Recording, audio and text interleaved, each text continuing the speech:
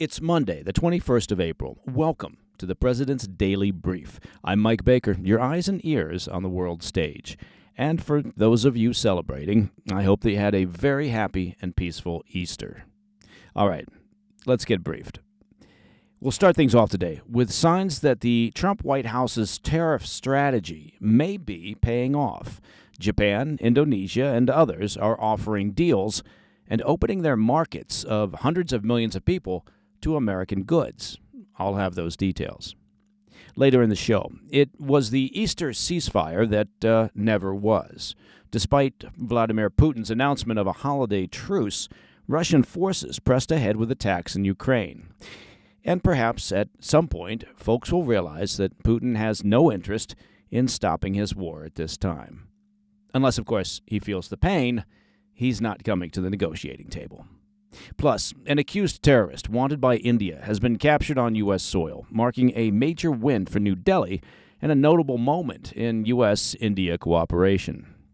And in today's Back of the Brief, a follow-up on a story we brought you last week as the Pentagon officially announces that the U.S. will be withdrawing a significant number of troops from Syria. But first, today's PDB Spotlight. I wanted to start today with a story you're not seeing on the front pages, but one that suggests President Trump's tariff policy might be working. Now, I'm no economist, I know that surprises you, but I'm not half bad at recognizing patterns. And over the past several days, a fairly clear one has begun emerging. Countries are either announcing or considering plans to boost imports of U.S. goods, moves that are clearly aimed at appeasing President Trump into lifting tariffs. According to reports, Japan, Thailand, Indonesia, and Bangladesh are amongst a number of nations planning to offer up concessions. We're talking everything from soybeans and cotton to liquefied natural gas and high-end industrial equipment. And together, those four countries alone represent a combined population of more than 640 million people. That's nearly twice the size of the U.S., and that's a very large potential market for American exporters. So, let's walk through what we're seeing here. We'll start with Japan, which is reportedly weighing major concessions on U.S. agricultural goods, soybeans, rice, meat, fish, and potatoes. It's also considering revising its car safety regulations. Now, on the surface, that might not sound like much, but those regulations have historically been used to prevent foreign car makers from penetrating the Japanese market. Thailand has agreed to buy $500 million worth of U.S. liquefied natural gas next year, with a 15-year plan to import 15 million tons in total. That's potentially billions of new dollars flowing into the American energy sector. Indonesia is pledging to boost U.S. imports by up to $19 billion, including $10 billion in energy deals, along with major purchases of wheat, soy products, and American-made industrial machinery. And Bangladesh is now signaling that it will ramp up purchases of U.S. farm goods like cotton, while also slashing tariffs on gas turbines, semiconductors, and medical equipment. They're even pledging to cut back non-tariff barriers like redundant testing and packaging rules that have long limited U.S. access. So you ask yourself, what's actually happening here? Well, for all the noise about trade wars, what we're seeing is more like economic hardball. Trump isn't using tariffs necessarily to isolate the U.S. He's using them as leverage to strong-arm America's way into foreign markets and to boost key industries, agriculture, energy, and advanced manufacturing. It's somewhat like gunboat diplomacy, only with tariffs instead of guns. And it's forcing countries to contemplate real concessions that could deliver access to over 500 million new customers when it comes to those four countries alone. And we know that there are other big players considering concessions as well, including India. That's another 1.5 billion potential customers for those of you at home keeping score. Now, many have framed this as Trump needing 90 trade deals in 90 days in order to justify the 90-day tariff pause. But in reality, Trump doesn't need 90 deals. He just needs enough of the right ones, deals that shift the balance in America's favor, open high-value markets, and prove that the tariff strategy can actually extract real concessions. So, will it work? Well, that does remain to be seen. The White House hasn't sealed any deals yet, and the clock is ticking. Add in the chaos that often surrounds Trump's team, and the outcome is, well, frankly, anything but predictable. But the early signs are hard to ignore. And if the reporting we're seeing is accurate, foreign nations are now hearing a consistent message coming from the White House. The tariff pause is temporary, and the U.S. wants access to your markets. All right, coming up next. Russia breaks its own Easter ceasefire with more strikes on Ukraine. And the U.S. arrests a wanted terrorist, marking a major win for India and a boost in law enforcement ties between the two countries. I'll be right back. Hey, Mike Baker here. Now, look, I know you know this, but owning a handgun or any weapon for self-defense comes with serious responsibility. You need it to be both secure and accessible when it matters most. That's what StopBox USA set out to solve with the StopBox Pro. It's a lockbox that gives you instant access to your firearm. No electronics, keys, or codes required. The 5-button locking system responds to your unique input. It's built for muscle memory, so you're not thinking, you're reacting. Look, I have a StopBox Pro at home, and it's an excellent piece of kit. It's extremely well made, very solid, secure, and easy to use, and that's important.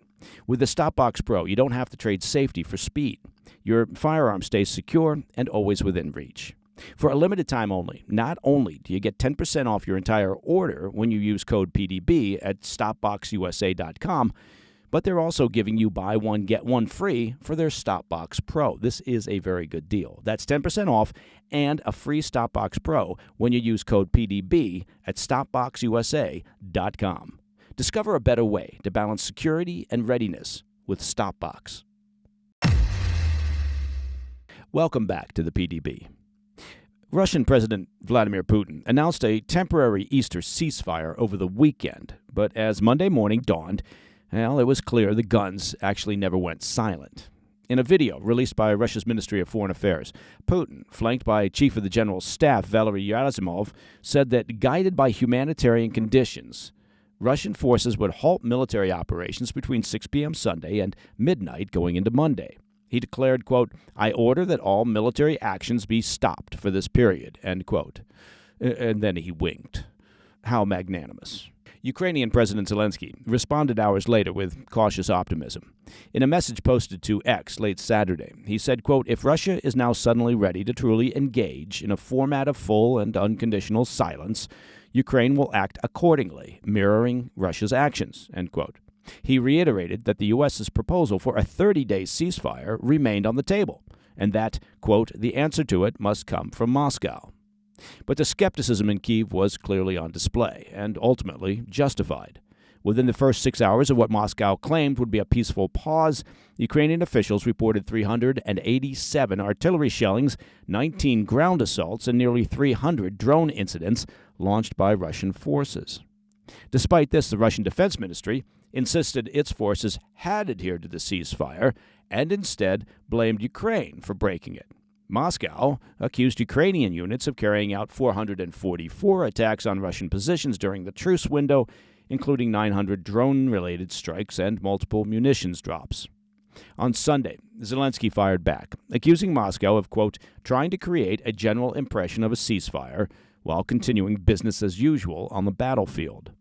Now, this isn't the first time a Russian-announced truce has unraveled in real time. Back in January of 2023, Moscow proposed a ceasefire during Orthodox Christmas, but the effort quickly collapsed when both sides accused the other of violating the terms almost immediately. Meanwhile, in Washington, the political will to continue brokering a negotiated end to the war, well, appears to be wearing thin. On Friday, President Trump said the U.S. would take a pass on further diplomatic efforts unless tangible progress was made quickly. As we reported here on the PDB last week, Secretary of State Marco Rubio echoed that sentiment, saying the U.S. was, quote, "not going to continue with this endeavor for weeks and months on end, as it had other priorities to focus on." Rubio added, quote, "We need to determine very quickly now, and I'm talking about a matter of days, whether or not this is doable. If it's not going to happen, then we're just going to move on," end quote. And after another failed truce and another round of finger-pointing, It's unclear whether diplomacy has any path forward here. All right, turning to the U.S. The FBI has announced the arrest of a man on U.S. soil wanted by India for terrorism, marking a rare and significant win for New Delhi and another sign of tightening law enforcement ties between the U.S. and India under the Trump administration. The FBI says Harpreet Singh, an Indian national, was taken into custody Thursday in Sacramento, California. Now, Singh is said to have entered the U.S. illegally and managed to evade capture for years, relying on disposable phones and encrypted messaging apps to stay off the radar. Indian authorities say Singh is a key figure in what's called Babar Khalsa International, a banned Sikh separatist group with ties to Pakistan's intelligence services. The group seeks to establish an independent Sikh homeland known as Khalistan by violently seceding from India's Punjab region. He's accused of providing funds, weapons, and logistical support to operatives inside India and has been linked to a grenade attack last year on a retired police officer in a northern city of India. While no injuries were reported, the attack was seen as part of a broader campaign of intimidation and violence. Authorities in the Indian state of Punjab say Singh wasn't just involved in that one attack. He allegedly orchestrated a string of targeted killings, grenade assaults on police compounds, and extortion campaigns across the region. In January, India's National Investigation Agency offered a cash reward for information leading to Singh's capture. Now that he's in U.S. custody, the focus will shift to what comes next, whether Singh will be extradited to face trial in India. And that's no small question. India has submitted more than 60 extradition requests to the U.S. over the past 2 decades, most of them unsuccessful due to concerns over the strength of evidence, differences in legal standards, or fears that the accused could face political persecution or human rights abuses if returned. Singh's arrest is being viewed in India as a breakthrough moment in a system that has long frustrated Indian authorities. And there are signs of a broader shift. Just this month, the U.S. extradited a Pakistani-Canadian man named Tahir Rana. He was accused of helping plan the deadly 2008 Mumbai terrorist attacks. That move was widely praised in India and seen as a gesture of goodwill from the Trump White House. Also, Vice President J.D. Vance and his wife are planning a visit to India next week. While the agenda remains largely under wraps, the timing is noteworthy, suggesting a broader effort to reaffirm and strengthen ties between the two nations. Okay, coming up next in the back of the brief, the U.S. military announces a major drawdown of troops from Syria. I'll have those details next. Hey, Mike Baker here. Well, I am very happy to report the weather's turning, springtime is here, and that means it's grilling season. And I am about to tell you where to get the finest beef to throw on that grill. And I'm talking about a classic American business. It's generations of family raising high-quality beef in the great state of Texas. And of course, you know I'm talking about Tri-Tails beef. Look, Tri-Tails is not some corporate meat factory. It's not a mass-produced operation by a faceless corporation. Tri-Tails is a fifth-generation Texas ranch where cattle are pasture-raised, grain-finished, and raised the right way. They handle the beef on site and ship it straight to your door. There's no middlemen. There's no mystery. All their beef is sourced to match the genetics and care that they've built their herd on, ensuring consistent marbling, tenderness, and rich flavor in every cut. As we say, small batch, big flavor. You can taste the difference the moment it hits the grill. Whether it's a ribeye, a filet, or a New York strip, this is the kind of beef that brings people together. USDA prime and choice, hand-packed, and ready for your table. And right now, they've got a special offer just for listeners. Go to trybeef.com/PDB and get 2 free flat iron steaks with your first box over $250. That's trybeef.com/PDB. Support real ranchers and eat like you mean it. In today's back of the brief, we told you last week that it was coming, and now the Pentagon has made it official. The U.S. will be shrinking its military footprint in Syria, pulling out roughly 600 troops over the coming months and bringing total troop levels below 1,000. Pentagon spokesman Sean Parnell confirmed the move on Friday, saying the reduction reflects, quote, significant steps that we've made toward degrading ISIS's appeal and operational capability regionally and globally, end quote. He added that U.S. Central Command will remain positioned to strike any remnants of ISIS in Syria, noting the drawdown is in line with President Trump's philosophy of, quote, peace through strength. While Parnell didn't offer many specifics, an unnamed U.S. official told the Associated Press that about 600 personnel will be leaving. The New York Times also reported the military will shutter 3 of its 8 outposts in northeastern Syria. As of now, roughly 2,000 U.S. troops are stationed across several sites in Syria, mostly in the northeast, where they've been working alongside local Kurdish-led forces to prevent a resurgence of ISIS. That mission began after the terror group seized huge chunks of territory across Iraq and Syria all the way back in 2014, before being beaten back in the years that followed. But let's be clear. This drawdown doesn't mean that the U.S. is stepping away from the region. In fact, the broader picture tells a very different story. While forces are being pulled from Syria, the U.S. military presence across Central Command, covering the greater Middle East, is actually growing. As we've reported here on the PDB, 2 aircraft carriers, the Carl Vinson and the Harry Truman, are now launching strike missions against Houthi rebels in Yemen. The Pentagon has also repositioned Patriot air defense systems to the region, diverting them from the Indo-Pacific theater. And B-2 stealth bombers have been deployed to Diego Garcia, the joint U.S.-UK military outpost in the Indian Ocean. So, while boots may be leaving Syria, American firepower across the region appears to be increasing. And that, my friends, is the President's Daily Brief for Monday, the 21st of April. Now, if you have any questions or comments, please reach out to me at pdb@thefirsttv.com. And, of course, to listen to the show ad-free, well, you can do that. You just become a premium member of the President's Daily Brief by visiting pdbpremium.com. It's really very simple. I'm Mike Baker, and I'll be back later today with the PDB Afternoon Bulletin. Until then, stay informed, stay safe, stay cool. Hey, Mike Baker here. Well, you've probably heard about the tariffs, right? The trade wars. It's thrown the global economy into chaos. And potential widespread inflation tied to massive supply chain disruptions, well, frankly, it's weighing on all of us. But I'm here to tell you that there's a silver lining that some people might have missed. It's not just a silver lining. Actually, it's a gold and silver lining. President Trump specifically exempted gold and silver bullion from the sweeping tariffs. And while these new policies are triggering significant financial chaos, the administration preserved your ability to diversify into precious metals. So if you're concerned about your savings, I encourage you to have a free consultation with a Birch Gold precious metals specialist. Look, the first step is simple. Just text PDB to the number 989-898 and receive your free, no-obligation information kit on gold. Learn how to hold gold and silver in a tax-sheltered account.